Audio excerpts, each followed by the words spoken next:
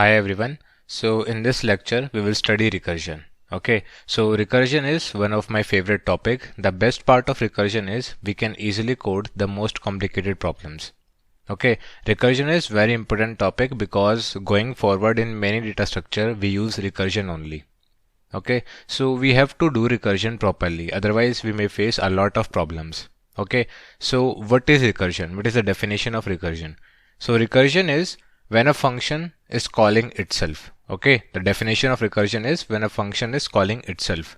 So function calling itself. Okay, so this is recursion. Okay, so till now what we have seen, I have a function main. Main is calling a function A.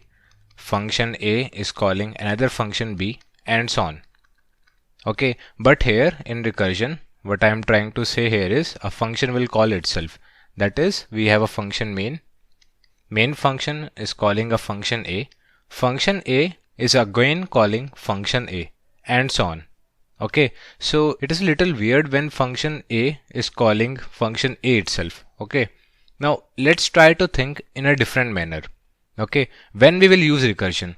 So we will use recursion whenever the solution of a problem depends upon the solution of a smaller problem.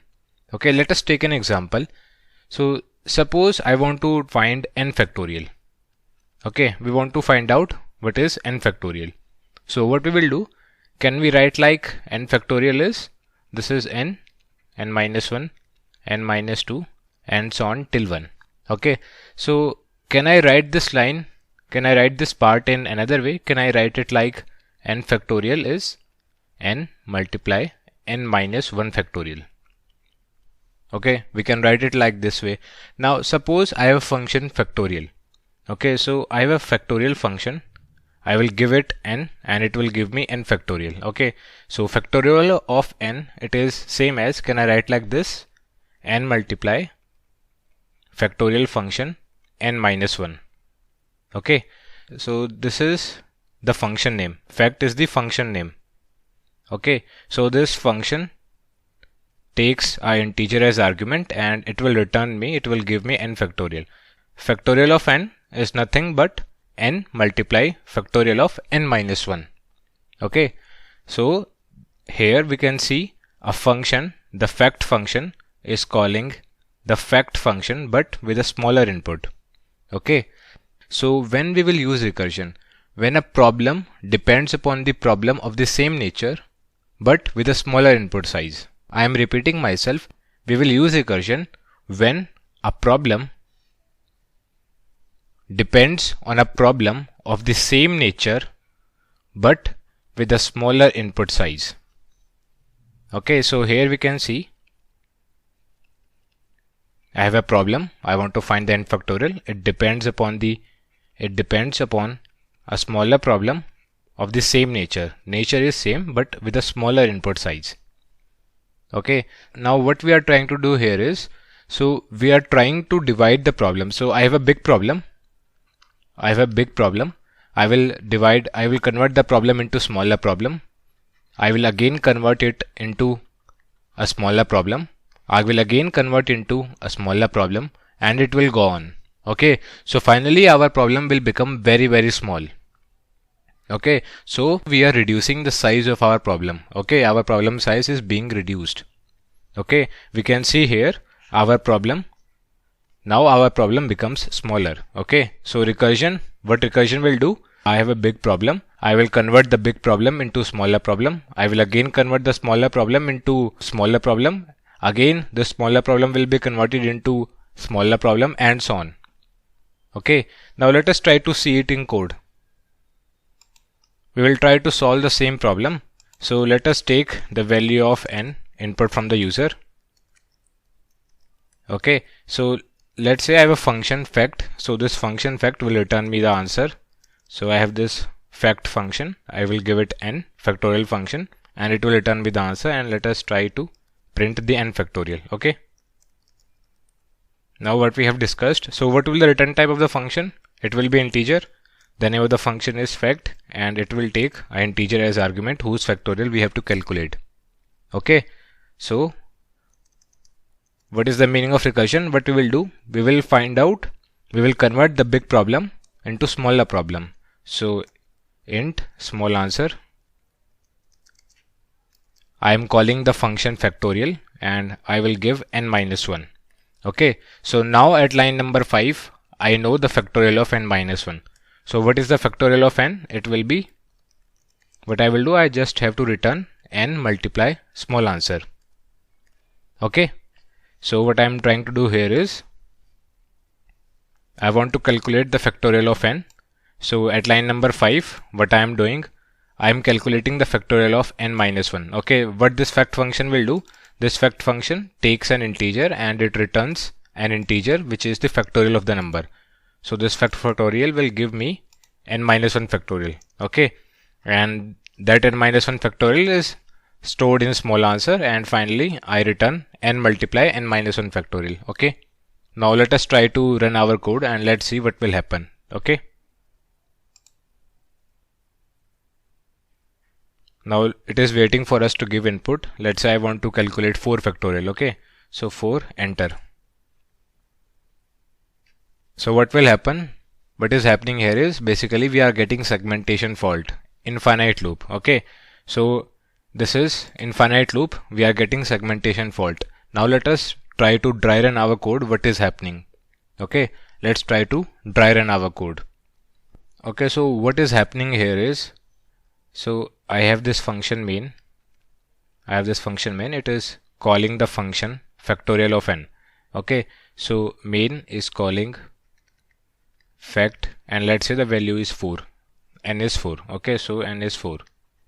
Now what is happening here is, this factorial function is again calling the factorial function. So it is calling a factorial function, but the value of n is 3. So the value of n is 3. We can understand this in a different way, but actually it doesn't happen. Okay, so let's try to understand it in a different manner. So I have main. Now main is calling a function factorial. Okay, and the value of n is 4. Okay, now at this line what is happening here is, let's suppose we have another instance of the factorial function. Okay, we have another instance of the factorial function and this is calling the factorial, but the value of n is 3. You can see here n minus 1. Okay, so this new instance is created. You can assume that, but it doesn't happen. Okay, so now what is happening here is, so what will happen, this fact function, it will call fact2. Again the value of n is 2 here. Now what I want to say here is, we know the local variables of one function is different from the local variables of another function. Okay, so this n, here the value of n is 4 and here the value of n is 3. So this n and this n, they both are different. Okay, they are different. Okay, why different? Because we know the local variables of one function is different from the local variables of another function. These are two different functions. Okay, two instances. So this n and this n, they both are different. Now what will happen? This will call fact1. Now the value of n becomes 1. So what is happening here is, as soon as we enter this function, we are calling another function. Okay, so now this fact1, it will call fact0. So the value of n is 0. Then it will call fact minus 1.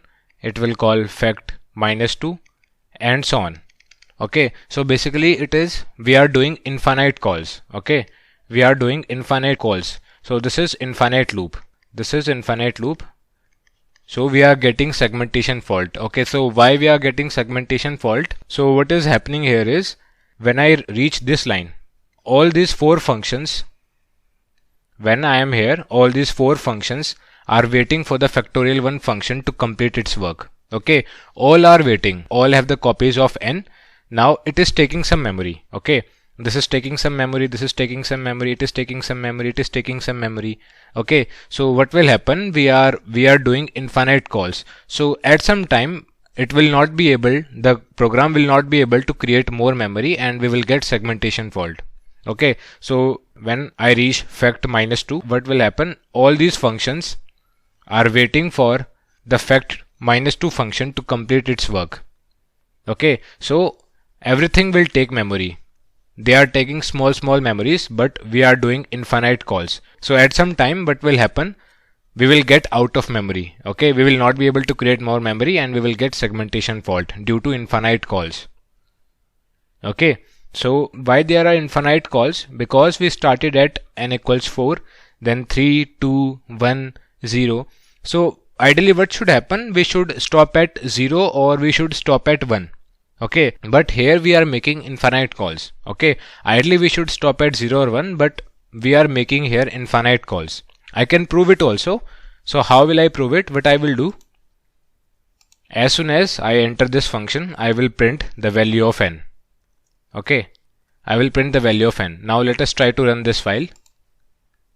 Now let's say the value of n is 4, and as soon as we will print enter, so you can see here these are the values of n. Okay, so these are all the values of n, these many number of calls I am trying to make here. Okay, so we are making many calls but we could not get our answer. Finally we will get the segmentation fault due to the lack of the memory. Okay, so we are making many calls. I don't know where it will stop. Okay, it will stop when we get out of memory and we will get segmentation fault due to lack of memory. Okay, it is making these many number of calls and it is trying to find the answer. It is trying to find the 4 factorial. Okay, so at this moment what is happening here is we have, due to lack of memory, we are getting the segmentation fault. Okay, now let's scroll it up. I am not able to scroll it more. So what I have done here is, so this is the same code, you can see here, this is the same code. I have written this code on IDEON, and now let's say the input is 4 and we will try to run the file. We will try to run the code. Okay, so you can see the output. We are getting runtime error. Why runtime error? Because of infinite loop. Okay, now you can see here, this is the output, 4, 3, 2, 1, 0, and then -1, -2, -3, and so on. Okay, you can scroll to the bottom and you can see it yourself. Okay, so 4, 3, 2, 1, and then 0, -1, -2. So ideally what should happen? Ideally our program should stop at some moment. Okay, our program should stop at some moment. Now where it should stop? Okay, so what is happening here is factorial 4 function, this is calling factorial 3, it is calling factorial 2, it is calling factorial 1, it is calling, let's say, factorial 0. Okay, now it is calling factorial -1. Now according to me there is no need of this call. Why? Because this is very trivial problem. Okay, what is 0 factorial? 0 factorial is 1. So I already know the answer of 0 factorial, so why to make the call to -1? Okay, so what we'll do, factorial 0 will return 1 because 0 factorial is 1. Okay, so our recursion chain will stop here. We do not need to go any further. Okay, so factorial 0 will give this output, will give its output to factorial 1. Okay, so we are returning 1 here. Okay, similarly factorial 1 will do its work and it will return the factorial of 1 and so on. Okay, so in recursion we call the same function with the smaller input size. Okay, we are calling the same function with the smaller input size. Now with the help of the output of the smaller problem, we have to calculate our output. Okay, so with the help of, I'm repeating myself, with the help of the output of a smaller problem, we have to calculate our output. Let's say the output of 3 factorial. So this is bigger problem and this is smaller problem. Let's say the output of factorial 3 is x. Okay, so what factorial 4 will do? It will multiply 4 with x and then it will return the output to the main. Okay, so with the help of the output of the smaller problem, the function, we will calculate our bigger problem and then we will return our output to the main. Okay, so to stop the recursion chain, what we have to do? We have to stop our recursion chain here because 0 factorial is a very trivial problem. We already know the answer. So why to make call to -1? Okay, now let's see. So we have to call, we have to stop. We have to stop the recursion chain. Now to stop the recursion chain, I know if the value of n is 0, I already know the answer. 0 factorial is 1, so I will return 1 here. Okay, now this way our recursion chain will stop. Okay, let's run this file. So let's say the input is 4. Okay, so what is happening here is the value of n is 4, then it becomes 3, then it becomes 2, then it becomes 1, then it becomes 0. Now let's see here, we are not making call to -1. Okay, our function, our recursion chain stops at 0. Okay, we didn't call on -1, we stopped at 0, and this is our answer, 24. Okay, so 24 is the 4 factorial.